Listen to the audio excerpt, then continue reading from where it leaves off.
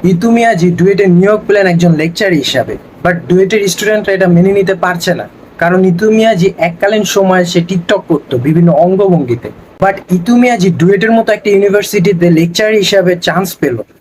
তার মানে কি ভাই, ব্যাপারটা অন্যরকম লাগে না? এখানে যে কাহিনী সৃষ্টি হয়েছে তার মধ্যে পজিটিভ নেগেটিভ দুইটাই ইম্প্যাক্ট ফেলে। যেমন ডুয়েটের স্টুডেন্টরা ভাবতেছে ইতু মিয়াজি একজন টিকটকার, সে বিভিন্ন অঙ্গভঙ্গিতে টিকটক করতো, তাহলে আমরা কি তার কাছ থেকে টিকটক করা শিখবো?